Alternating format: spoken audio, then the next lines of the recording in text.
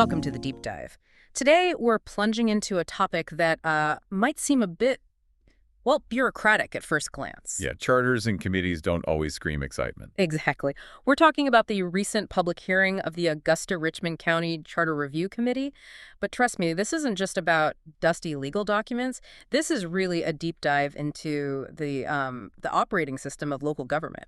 And you'll see pretty quickly how these big decisions affect your daily life. Roads, services, all that stuff. And what's really fascinating, I think, is that we get this front row seat. We're hearing directly from committee members, from residents in Augusta, Georgia. They're grappling, with updating their foundational governing document. It's real-time stuff about power, decisions, and accountability, making government work. Right. So our mission today, we're going to unpack the key issues, the tensions, the surprising insights from this whole process.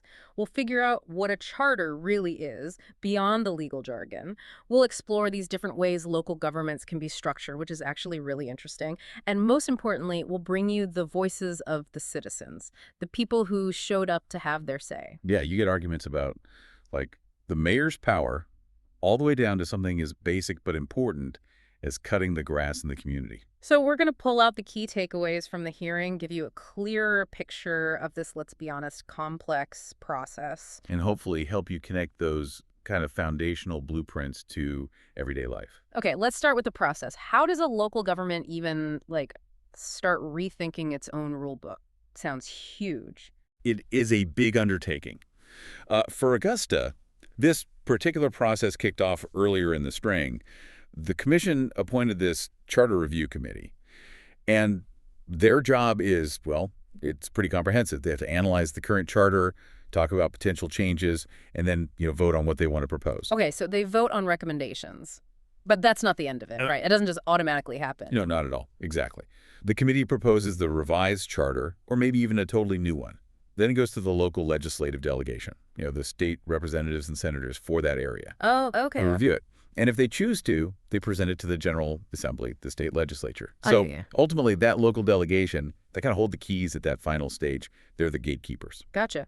So the committee is digging into the whole structure, the powers, the duties. Right. What's the main goal, besides just finding problems? Well, it's several things. They want to identify areas that need improving, obviously, get rid of outdated stuff, resolve conflicts maybe within the charter itself, or, conflicts with state or federal law. So they're making these recommendations, delete this, add that, change this all, aiming to make government work better, more efficient. And involving the public seems like it would be absolutely critical for this to work, right? How are they making sure people's voices are actually heard? Absolutely. Public input is supposed to be central. The committee's committed to getting feedback in a few ways. The hearing we're focused on today was the first of 3 planned public hearings. Plus, people can make public comments at their regular biweekly committee meetings and even at the subcommittee meetings. So multiple chances to speak up. Okay. Now, before they got into the really big structural debates, I heard the committee did some initial cleanup work on the charter, like housekeeping. Yeah, they did. There were 3 initial votes that kind of show the challenge of keeping these documents up to date. First, they took out what they called anticipatory language. Anticipatory language? What's that mean? It's like provisions that said, if a charter is approved, then X, Y, or Z will happen. But the things they were talking about, like the consolidation of Augusta and Richmond County, that already happened years ago. Oh, right. So it's like instructions for something that's already done. Exactly. Like updating the manual after the software is installed. Pointless. Makes total sense.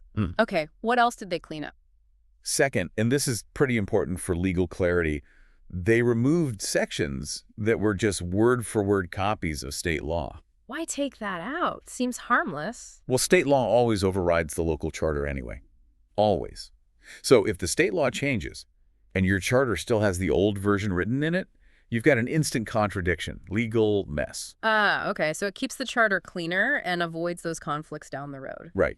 Keeps it more agile, less redundant. And the third thing?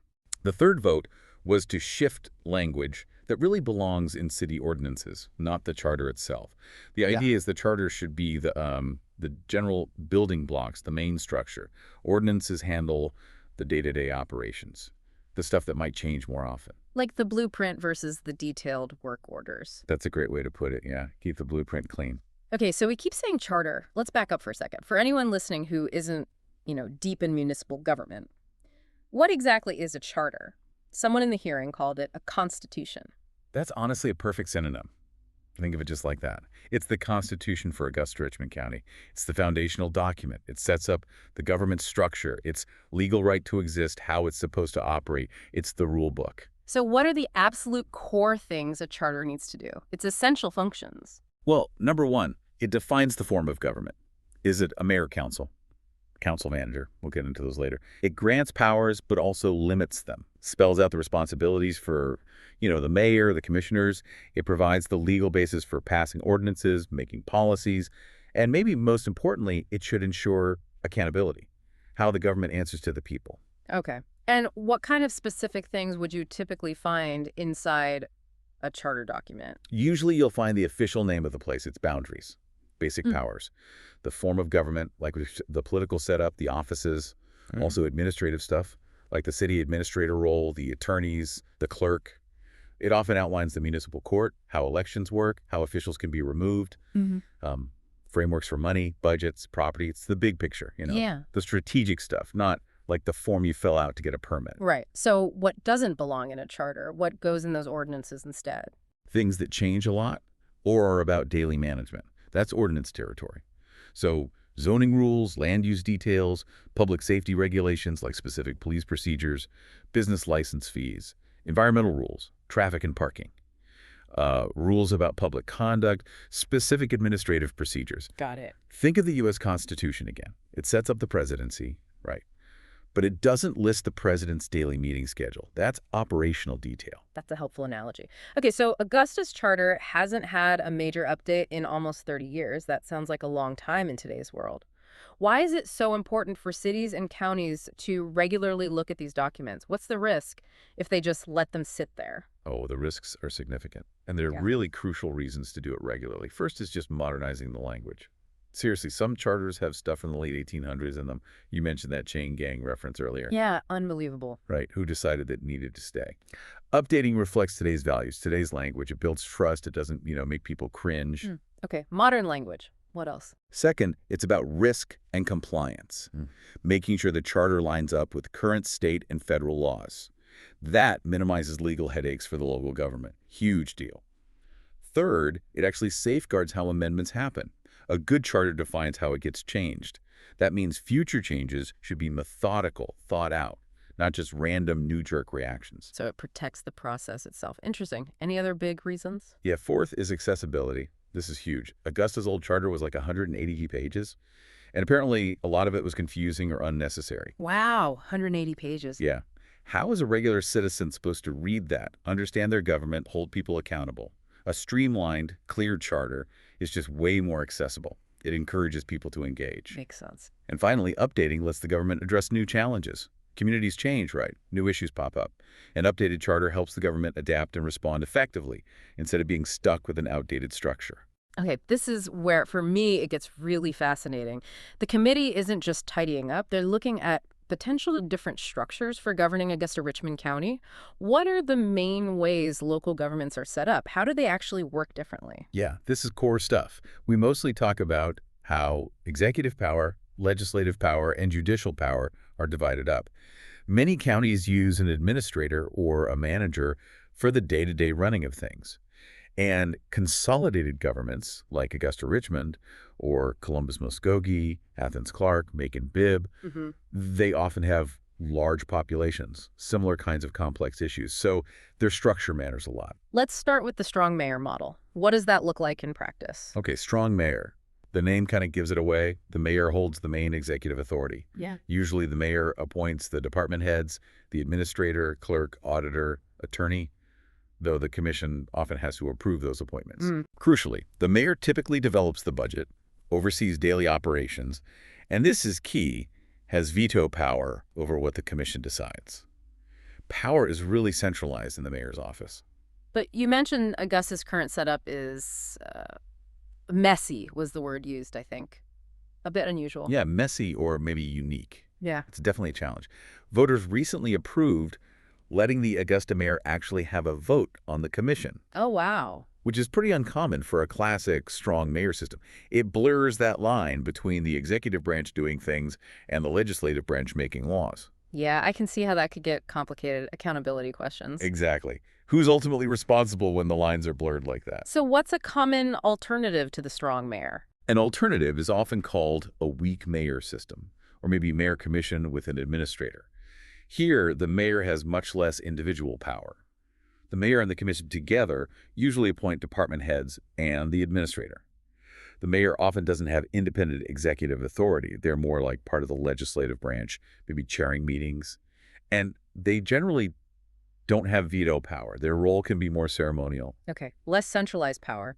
And then there's the commission manager form. How's that different from the mayor-led ones? Right, commission manager. In this system, the voters elect a mayor and commission, or sometimes just the commission, and then the commission hires a professional manager, like a CEO for the city. Ah, okay. This manager becomes the chief executive. They run the day-to-day operations, propose the budget, hire and fire department heads. The elected officials, the mayor and commission, set the policy direction, the big goals. But the manager handles the implementation. It's meant to be more professional, less political day-to-day. Now, you mentioned administrator and manager. Those words sound similar, and people often use them interchangeably. Is there a real difference? There is, yeah, although you're right, they often get blurred. But in their purest forms, there's a distinction. A manager is usually appointed by and reports to the entire commission or governing body. Okay. They typically have broad authority over operations, more autonomy.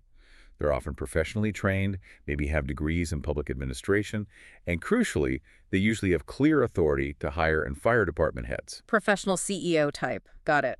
And an administrator. An administrator is often appointed by and reports to maybe just the mayor or the mayor and the commission. They typically don't have that direct hire-fire power over department heads. They might make recommendations, but the final say rests with the mayor or commission. Their focus is more on coordinating administration, maybe less independent authority. Sometimes they need commission approval, even for things like disciplining employees. And they can sometimes be more like political appointees. Right. I remember someone in the hearing mentioning Augusta's current administrator reports to 11 people, the mayor and all 10 commissioners. Exactly. That highlights how accountability can get really spread out, maybe diluted, in certain administrator setups. Who's really the boss? So for a place like Augusta-Richmond County, with both city and county aspects, rural and urban areas, can either model work? Strong mayor, commission manager. Yes, absolutely. Either model can be made to work. There's no single magic bullet. The really big question for the committee, and this is where they really want public input, is who should be running the day-to-day? Should it be directed mainly by the mayor, overseen directly by the commission, or run by a highly autonomous professional manager? Each has pros and cons, efficiency, accountability, responsiveness. Yeah. It's a trade-off. Are there any other forms out there besides those main ones? Well, there's a pure commission form. No mayor at all. Just a commission. You see that more in smaller, often rural governments, maybe 3 or 5 commissioners. But for a big consolidated government like Augusta, much less common, probably not practical, given the scale. Okay, framework understood. Now let's get to the really compelling part.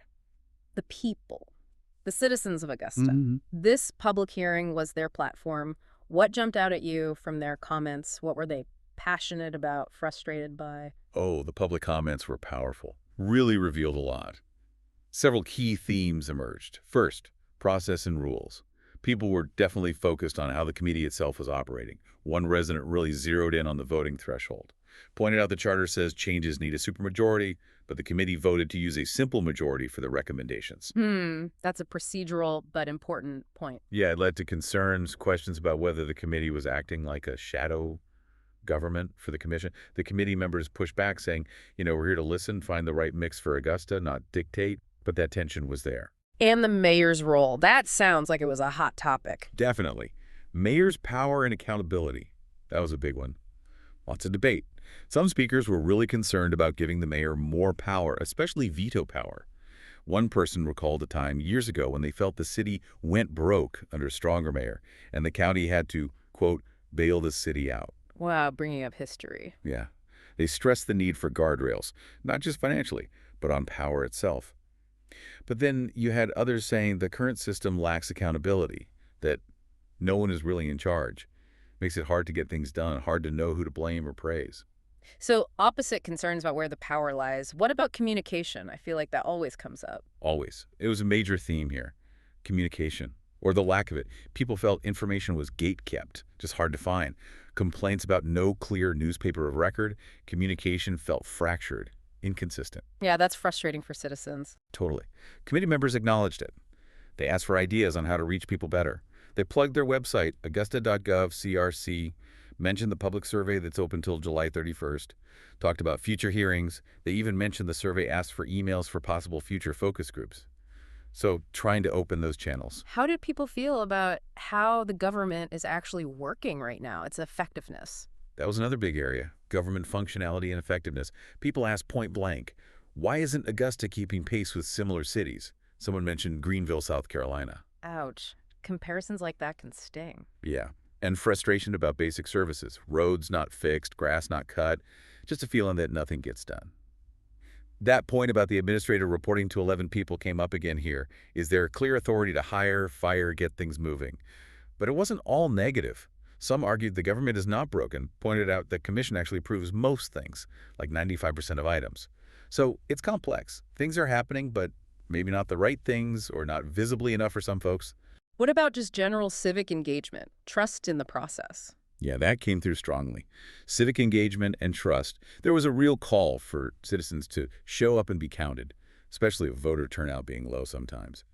But also skepticism, concerns about a hidden agenda, or maybe the committee's decisions being stacked or already decided. That's tough for the committee to hear, I bet. Absolutely. And committee members strongly denied it.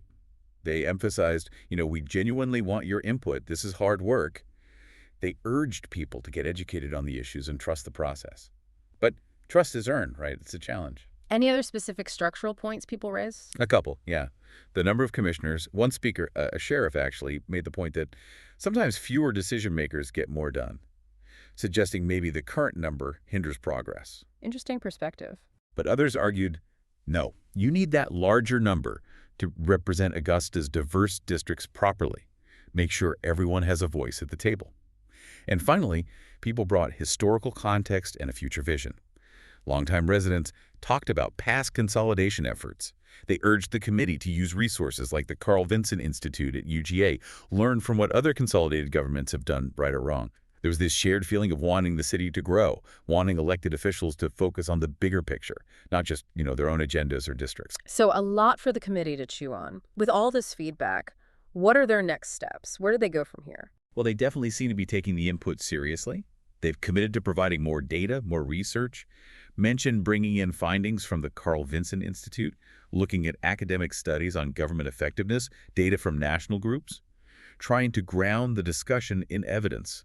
Their ultimate goal is to produce a revised charter document, one that reflects this community input, the expert input, and then that document goes to the state legislative delegation and hopefully eventually to the voters of Richmond County for a referendum, so that people get the final say. Wow. Okay, what a deep dive, seriously, into the real mechanics of local government, seen right through the eyes of Augusta, Georgia. You've heard how this community is really wrestling with its fundamental rule book, trying to make it clearer, more accountable, ready for the future. And it really raises a huge question, doesn't it? For any community, really. When you try to reshape how your government works, Yeah. how do you balance that need for broad representation, making sure everyone's heard, with the desire for efficient, decisive action, getting things done? Yeah, that's the fundamental tension. And what role do you, listening right now, play in that as an informed citizen? How do you shape that future? Whether it's just, emailing your local officials, filling out a survey if one comes around, or even just taking 5 minutes to understand the difference between a city manager and an administrator, your engagement, even small actions, can actually make a difference in how your community runs. It's like that committee member pointed out, changing the U.S. Constitution took months of daily meetings. Foundational change isn't quick or easy. The challenge for Augusta, and really any city or county, is finding that right balance. Speed, thoroughness, and getting people on board. Consensus. It's tough, but vital. Well, we hope this deep dive is giving you plenty to think about regarding your own local government, too. Until next time, keep digging, keep learning, and stay well informed.